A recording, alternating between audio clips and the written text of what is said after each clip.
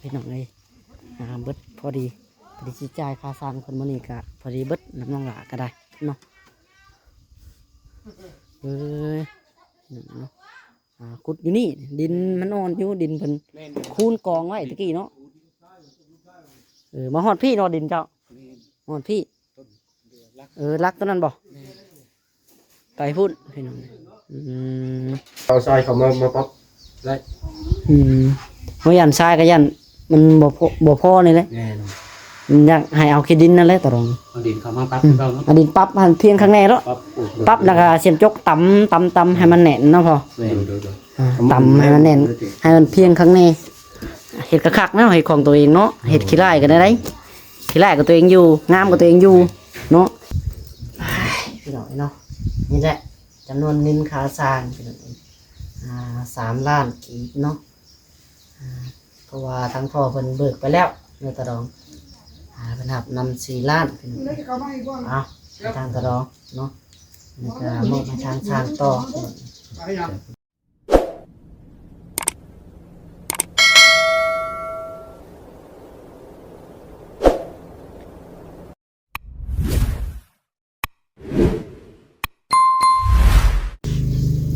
30เขานั่นว่า30คูณ31พี่น้องเนาะโดยทักทายเนาะสบายดีสวัสดีพี่น้องเนาะสบายดีพ่อแม่พี่น้องเนาะเบอร์สู่คนพี่น้องเลยพบพ่อกับทางน้องหล่ะอีกคือเก่าเด้อเนาะเอาพี่น้องทางตะรองและทางพ่อก็กำลังคุยกันทางเรื่องอันเบาคำหลาอยู่พี่น้องเนาะเอาจังไรก็ได้ดีใจน้ำเพิ่นพี่น้องเห็นอย่างนี้ข้าวอยู่ดอกเนาะแต่ก็ว่าสิมีงบซื้อดินซื้อดอนอยู่เพิ่นวะเนาะเอาจังไรก็ได้พี่น้องมื้อนี้ก็มาที่คือเก่าเนาะมาเบิ่งอยู่เฮือนตาดองคือเก่าพี่น้องเนาะเดี๋ยวสิมานี่แหละพี่น้องเลยสิมาบอกเรื่องเนาะห้องน้ำพี่น้องเลยสิได้จ่ายเงินค่าสร้างเพิ่นพี่น้องเลยเนาะค่าห้องน้ำพอดีทั้งพ่อเพิ่นก็อยากได้เงินพี่น้องเนาะทางลูกน้องอยากได้เงินเลยพี่น้องเลยเห็นห้องน้ำแล้วแต่ถามทางน้องด่าโอ้ยมีงบอยู่บ่ว่าอยากได้เงินจ่ายค่าห้องน้ำนี่นะเห็นห้องน้ำแล้วแหละที่เพิ่นว่าพี่น้องเลยก็คือค่าห้องน้ำก็ตามที่ว่ากับทางผู้หลักผู้ใหญ่พี่น้องเนาะเป็น4 ล้านเนาะ4 ล้านกีบพี่น้องเอ้ยแต่ก็ทางพอเป็นได้เบิกกับน้องหลาไปแล้วพี่น้องเนาะ1 ล้านตอนนี้ก็ยังเหลืออยู่3 ล้านพี่น้องเอ้ยที่เงินน้องหลา ยังในตอนนี้พี่น้องงบในตอนนี้นี่แหละอยู่ประมาณ3 ล้านกีบพี่น้องเอ้ยพอดี3 ล้านกับพอดีให้ทางพอเบิดเลยเนาะเก็บให้ทางพอเบิดเลยพี่น้องเอ้ยกับพอดีเบิดงบพอดีเนาะเรื่องที่กล้องตารางนี่ก็ยังบ่ฮู้เทื่อพี่น้องเดียวไปถามทางพ่อกันเนาะเขาส่งค่าสร้างเพิ่นสิเอานำเท่าไรพี่น้องก็แล้วก็เทพื้นกล้องตารางเรียนตารางแล้วเพิ่นบ่ส่งนี่แหละพี่น้องเนาะแล้วก็มื้อนี้น้องละส่วน FC มาเบิ่งเนาะตารางเพิ่นคนดินเขาพี่น้องเอ้ยฮอดใส่แล้วสิแล้วบ่หรือว่าจังไดพี่น้องเอ้ยเนาะคำว่าสิแล้วถือว่าเติม1นี่แล้วเนาะกอแล้วเมื่อวานนี้พี่น้องเอ้ยมาต่อมื้อนี้ว่าสิแล้วเลยเอาจังไดก็ได้เดี๋ยวไปเบิ่งบรรยากาศนำกันพี่น้องเอ้ยสำหรับห้องน้ำห้องในเนาะปิดจ็อบพี่น้องพร้อมใส่บริการเนาะแล้วตามที่ทางผู้หลักผู้ใหญ่เพิ่นได้วางแผนให้เนาะมีกอแล้วก็โบกพี่น้องเอ้ยเนาะกอสาบเนาะตั้งสวดที่บัมประตูพี่น้องเอ้ยเทพื้นเรียบร้อยพอดีเนาะแล้วก็เดี๋ยวสิส่วน FC เลาะเบิ่งเครื่องของเนาะเป็นบล็อกเป็นปูนเนาะยังเหลือปานใดแห่ทรายพี่น้องกะว่าพ่อบ่เทพื้นเทหยังเนาะไปจังไดก็ได้เดี๋ยวไปเบิ่งบรรยากาศนำกันพี่น้องเนาะพี่น้องเอ้ยบรรยากาศเฮือนชานเพิ่นก็ได้เนาะหลังใหญ่พอสมควรอยู่พี่น้องเอ้ยใหญ่สูงเนาะเฮือนเพิ่นถ้าได้ก่ออ้อมนี่แห้งสิคักพี่น้องเอ้ยเนาะ แต่ก็คือว่าอะไรพี่น้องเนาะมันบ่แม่นง่ายๆเพื่อเฮาสิได้มาก็ได้เนาะตัวคำแม่นทางผู้หลักผู้ใหญ่เพิ่นเบิ่งแยงซอยเรือก็เบิดเป็นเท่าไรเพิ่นก็ได้ถือว่าสาธุนำทางตะดองพี่น้องเนาะน้องหลาก็ได้ขนาดว่าเฮ็ดแต่ห้องน้ำเนาะกับอันเทพื้นพี่น้องนี่เทพื้นตารางนี่ก็เบิดไป22ล้านแล้วเนาะพี่น้องตอนนี้เนาะ22ล้านแล้วพี่น้องเอ้ยนี่แหละเรื่องบล็อกเรื่องหยังก็ได้พี่น้องยังเหลืออยู่เนาะบล็อกพอดีให้เก็บไว้อยู่นี่แหละเถื่อมีแนวเฮ็ดข้างหน้าก็ได้เฮ็ดต่อเนาะนี่แหละเป็นทรายเนาะทรายเอาพ่อบ่พี่น้องเนาะเทพื้นนี่คำว่าพ่อก็สิได้มาตื่มนะพี่น้องเอ้ยตอนสาบโบกกับบกไปหลายเติบเพิ่นก็ได้เนาะใช้ทางพ่อมาพี่ดูพ่อมาถามเรื่องตัวนี้ดูเครื่องคองนี่เป็นแห่ทรายเฮานี่จังไดกะว่าไหวบ่พอบ่เทพื้นนี่สบายดีทั้งพ่อ สบายดี จังไดทรายเฮาฮะ พออยู่ที่พื้น พอบ่คันพ่อก็โอเคซะเนาะนี่เด้อซะหินแห่ ทั้งเฮทั้งทรายน่าจะพออยู่ พอบ่ ตัวนี้หลายเติบ เด้มันมีตัวนี้นำเนาะบล็อกตัวเรือนี่ก็มีแต่เอาไว้นี่แล้วเนาะหรือว่า ปูนเรือกว่าสิก่อแพงนี่เด้ สิมีการก่ออยู่บ่ ก่อกันน้ำไหลเลยจะไปเขาเรียนเพิ่น ก่ออีกแผงหนึงก่อบอลกันบอลเฮาดังพื้นดังไฟเนาะอย่าลมเด้ เดี๋ยวน้ำไหลเขาเรือนเลย บนนี้บ่ พื้นที่ตัวนี้มันสูงอย่าฝนตกมันไหลเขาเรือนมันจะก่อแพงนี้ สิก่อแผงนี้ก่อไว้แบบเวลายิงตามบัดเฮาดังพื้นดังไฟแน่เนาะอย่าลมมา ไหลเบิ่งนั่นน่ะจิน่าจะพอดีได้บ่ พอดีเต็มแผงนี่เนาะ เต็มเลย เต็มแผงนี้ เล็กเขาก็ยังเหลืออยู่พอดี4ก่อครึ่งนึงเทค่าเลยก่อกันเลย เล็กก็ยังเหลืออยู่พี่น้อง ก่อให้เพิ่นอยู่ ตัวนี้ ยังบ่ได้นั่นดอก โอ้พี่น้องเนาะไว้อีหลีฟังเว้านี่เอาเข้าดินนี่ แต่บรรดาหมื่นเฮาสิเทดินเฮาเทบ่ได้ก็สิเป็นมือสิได้เทว่าเพิ่นเอาดินเข้าแล้วน้ำบ่มมันมันหล่มเน่น มันยังลมอยู่เนาะ บ่ให้เพิ่นบวมน้ำคักๆก่อนอย่ามันแตก ย่านพื้นเฮามันหยุบมันเละลงเนาะ แม่น เอามื้อนี้ก็มากับทางพ่อพี่น้องเนาะกับน้องหล่าพี่น้องทางบ่าวทรงน้องเลยท้องสร้างแปะก็พากันเฮ็ดงานผู้แลอยู่ทางบ้านเนาะรับงานส่วนโตวอยู่พี่น้องเฮ็ดเดินให้พระเจ้าทั้งคนกำลังงานเก็บไม้เนาะกบไม้เนาะ โครงราคา เฮ็ดโครงหลังคาให้เพิ่นพี่น้อง เป็นดอกตาได้เฮ็ดคู่มือก็บ่เกินภายในอาทิตย์น่ะมันจะแล้ว ด้วยแต่ก็ตัวนี้ก็พอดีเลยพี่น้องถ้าตะลองเอาน้ำเข้าแล้วก็บ่มพื้นเนาะบ่มให้มันกักแน่ก่อนและเรื่องก็เทคานก่อเทพื้นเลยทั้งพ่อเอาน้ำทลายคาสงคาสร้างตัวนี้ 3 ล้าน 3 ล้านบ่ก่อแอลเทคานพี่น้องนี่เอาน้ำ3 ล้านเนาะถือว่าก็ราคาก็ถือว่าย่อมเยาถ้าว่าอันนี้จะแน่พี่น้องต่างคนต่างซอยนี่ก็ได้เนาะทางพ่อก็ได้ ยังสิได้ช่วยเพิ่นอีกแล้วฝาตัวนี้ สิกอยเพิ่นอีกเนาะให้ประสงค์เคลียร์เลยนี่แหละให้เราก็ มือชาวมาเทมาฮอดกับ ก่อน้ำเนาะ ผู้เอาดินเอาทรายกองเทตัวนี้เทบัด หาบ่ยากดอกเทแล้วก็น่าจะก่อก็ได้หาบ่ยากดอกปลาตัวนี้ ว่าเอาดิเปลืองเป็นเด้ใส่เป็นทานถ้าเฮาสิบ่ก่อผัด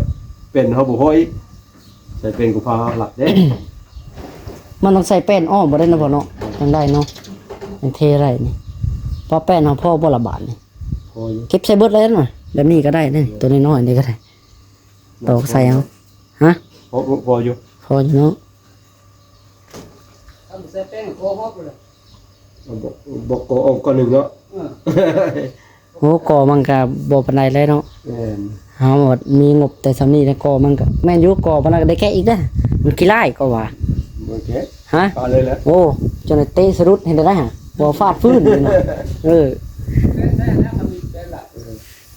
ไปจะหาแป้นนั่นแหละตีอ้อมได้อยู่ดอกแป้นพออยู่ดอกหลายอันอยู่ เส้นก็ได้นะ ไปพี่น้องเดี๋ยวไปเบิ่งบนตะรองเพิ่นเอาดินก่อนเพิ่นเอาวันไหนเด้เนาะสิดินเพิ่นพี่น้องนี่ฮู้ทางนี้ก็ได้โอ้เข้ามาหลายเติบเลยได้พี่น้องนี่เนาะใส่ตะรองผู้พี่น้องเลย อยู่ทางพุ่นห้องน้ำมีแต่พร้อมใส่บ่บานให้บ่เรียบร้อยเนาะเรียบร้อยบ่แล้วพี่น้องห้องน้ำเนาะ ห้องน้ำพี่น้องเอ้ย พร้อมใส่บาดดีเนาะแต่กาเครื่องของยังเต็มอยู่นี่อยู่พี่น้องเป็นเสียงปัดปูนเนาะปูนเป็นกับคนเขานี่เพราะว่าย่านฝนตกเรียบร้อยดีใจน้ำตาร้องเพิ่นพี่น้องเลยโอ้เอาสบายดีตาร้องเด้อเนาะเจ้าเอาขี้ดินมาแต่ไสนี่ โอ้ยสบายดี เจ้าคนอยู่พุ่นบ่ แม่นพุ่นแหละ จังไดขุดเนี่ยเพิ่นบ่ให้บ่ดินไผน่ะ หมอดินตัวเอง ดินของตาร้อง โดย ดินของเพิ่นเองพี่น้องนี่ โดย เอามาคูณบ่ แม่น คูณที่กองขี้ดินอยู่ในหั่น โดยคูณไว้แต่ช่วงแรกนะ คูณไว้เถื่อมันขาดบุญมาวัดสันเนื้อมีนะขาดใดขาดอย่างหนึ่งจะให้ขึ้นขั้วจะตุ้นนะ วางแผนสิขึ้นครัวอยู่พุ่นบ่เข้ามาได้ แม่นจะลูกเต่าโซเกินโซคำได้นะ คือเฮ็ดไก่เฮือนได้เฮือนครัวก็ได้เนาะ จะว่างเฮามึงไปนี่กระเดือกใช่นะ บ่มุงก็จะเติบอยู่นั่นแหละก็ร้องคำว่าอยู่พุ่นก็ได้ แม่นแล้วก็เฮาเฮ็ดไก่ดินเฮามันหอมได้ซะหั่นนะดินเฮามันหอมเฮ็ดไก่ก็เฮ็ดบ่ได้นะ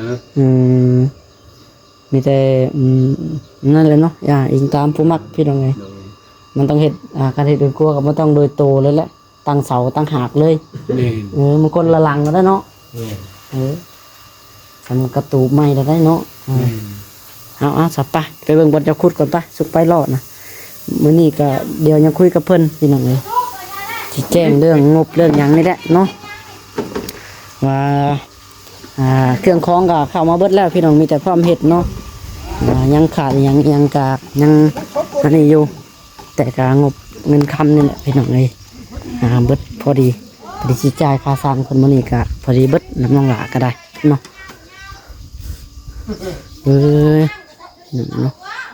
ขุดอยู่นี่ดินมันนอนอยู่ดินเพิ่น แม่น คูนกองไว้ตะกี้เนาะมาฮอดพี่เนาะดินเจ้า แม่น ฮอดพี่ ต้นเดือรัก รักตัวนั้นบ่ แม่น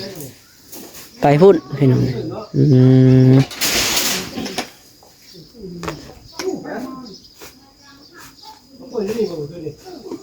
แสดงว่ากว้างอยู่ชมาทางมาฮอดพี่เนาะทางพุ่นก็มีแต่เฮือนพี่น้องเพิ่นสิปลูกเฮือนอยู่ส่วนชุดเลยเนาะพอย่านมันเปลืองพื้นที่ตะกี้เนาะปลูกสนพุ่นละพี่น้องนี่ พวกเรามีลูกสาว2คนด้วยหั่นนะ โดย คันเฮาเอาอยู่กลางๆก็สิเสียพื้นที่หั่นนะ โดย มันตกอยู่สน แม่นอะไรเนาะ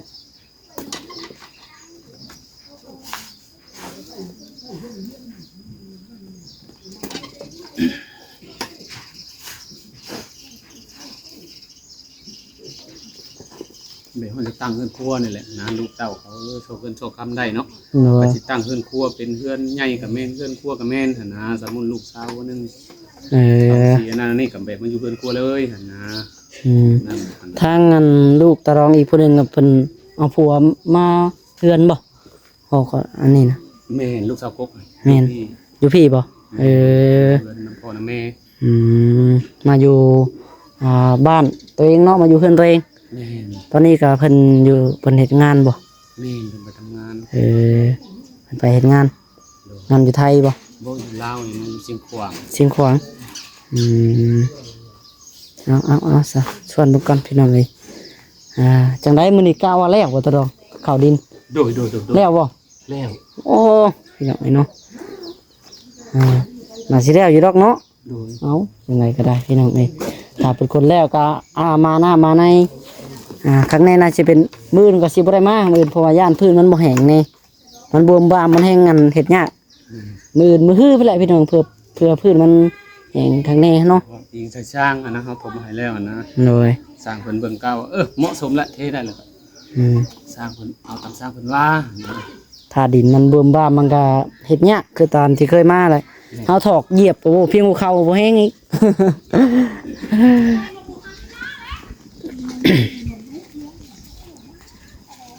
โอ้พี่น้องเอ้ย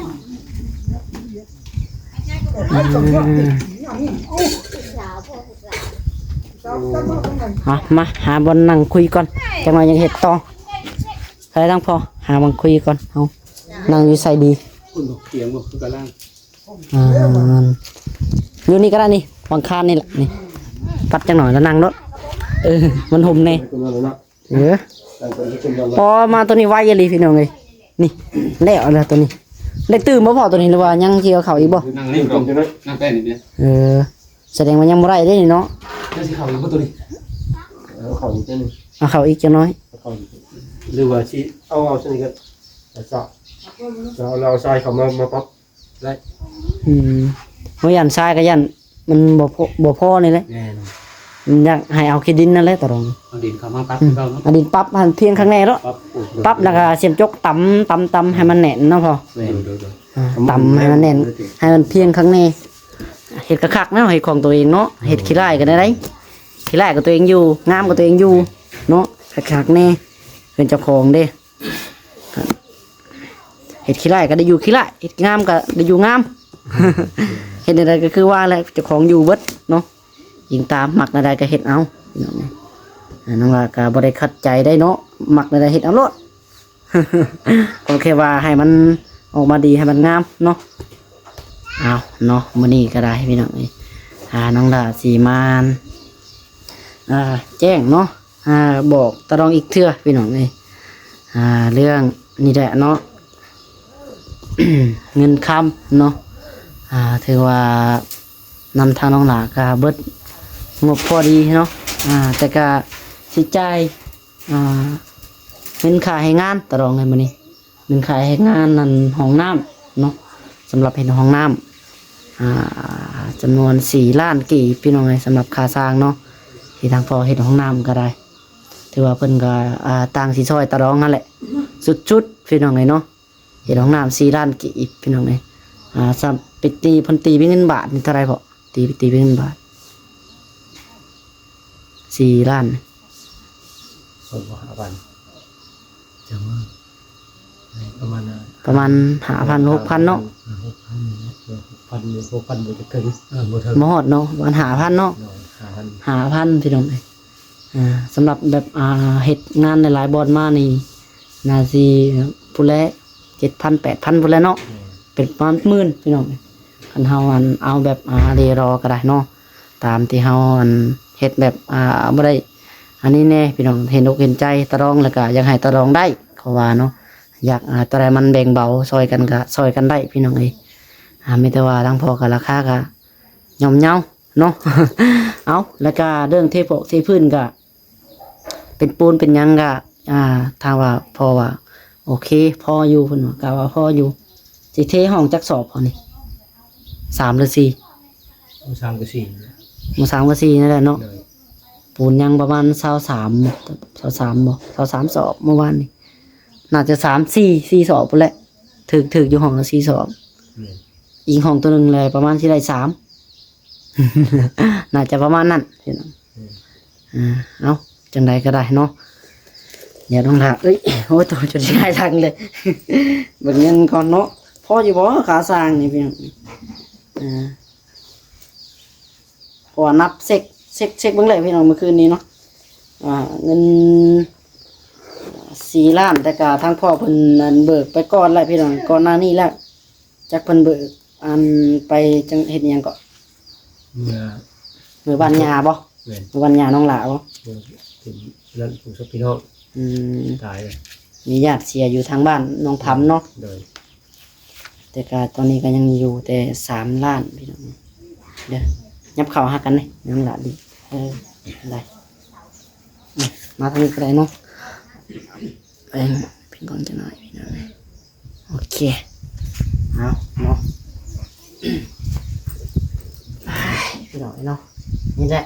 จำนวนเงินค่าสร้างพี่น้อง 3 ล้านกีบเนาะเพราะว่าทั้งพ่อเพิ่นเบิกไปแล้วในตะดองเพิ่นหับนำ4 ล้านเอาทางตะดองเนาะแล้วก็มอบให้ทางสร้างต่อนี่แหละเนาะมา กลับมาประจำที่คือเก้าพี่น้องละก็ได้เขาเอาเงินมาให้เพิ่นแล้วก็สินี่แหละเนาะเอาพี่น้องเลยแจ้งบอกอีกเถื่อเนาะเบิดงบแล้วเด้อบาทนี้กระเป๋าว่างเปล่าแล้วน้องละก็ได้ กระเป๋าว่างเปล่าแล้วพี่น้องเลยเนาะบาทนี้เบิดงบเบิดหยังแล้วสำหรับอันทางน้ำก็ยังบ่ได้เถื่อพี่น้องเลยเพราะว่าเบิดเงินแล้วเนาะน้องละเองก็ได้ผู้แรกบัดนั่นเดียวสิอบรมกับทางปลอกผู้ใหญ่ผลิตเถื่อเนาะสำหรับเทพื้นนี้ได้เทแน่นอนนะพี่น้องเนาะแต่ก็บ่มีค่าสร้างตอนนี้เนาะบ่มีค่าสร้างดำเนินต่อแล้วมีแต่ให้ตะรองดินนายังเข้าแล้วก็ตั้งเถื่อว่าบ่สร้างเนาะได้มีปึ๊บเข้ามาก็ได้เทต่อเนาะทางทีมงานก็สิมาเฮ็ดให้ต่อเนาะถึงว่าสิบ่มีค่าสร้างก็ทีมงานก็สิมาคือเก่านั่นแหละพี่น้องเอ้ยสิเทไว้ให้จังไดก็ได้เนาะขอฮือแห้งน้ำทั้งพ่อแหละพี่น้องเอ้ยแล้วก็ทีมงานหามือมา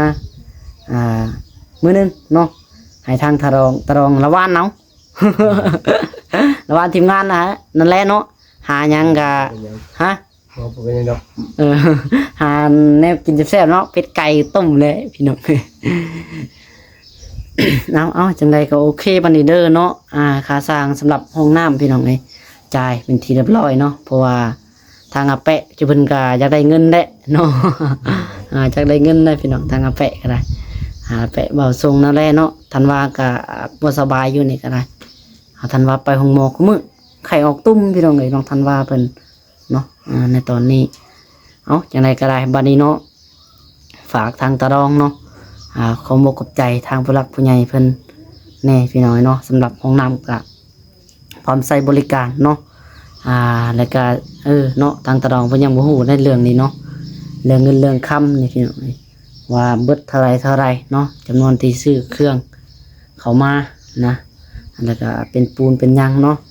พอดีเบิดไปอยู่20ปลายล้านตะรองเบิดอยู่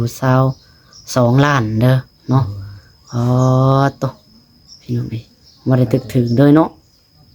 เบิดไป22ล้านพี่น้องเพราะว่า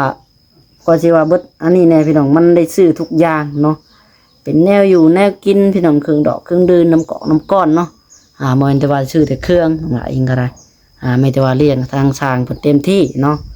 อันใดบ่มีขาดบ่พอหยังก็ต้องดาไปซื้อเข้ามาเบิดพี่น้องแต่ตอนนี้ก็เบิดงบมันยังแล้วเนาะถือว่าเป็นบุญวาสนาของตะรองอริยรอเนาะพี่น้องเนาะสิได้อัน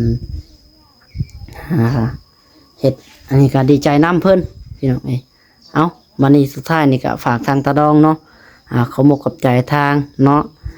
แม่อ้อยพร้อมโดยครอบครัวแล้วก็แม่นางพร้อมโดยครอบครัวแล้วก็แม่พันธุ์พร้อมโดยครอบครัวของเพิ่นที่พากันร่วมจิตร่วมใจเนาะเก็บเงินเก็บคำเพิ่นก็ได้เพื่ออยากให้ตะรองได้มีคือบ้านคือเมืองเพิ่นเนาะเอาจังไดก็ฝากขอบอกขอบใจเพิ่นแน่เนาะขอบคุณแม่ให้ลูกมาสามีก็ขอให้ไหลคืนหาแม่อ้อยพร้อมโดยครอบครัวแม่พันธุ์พร้อมโดยครอบครัวแม่นางพร้อมโดยครอบครัวแม่ให้ลูกมาก็ให้ไหลคืน100 เท่าพันเท่าให้อุทางใส่เงินใส่ค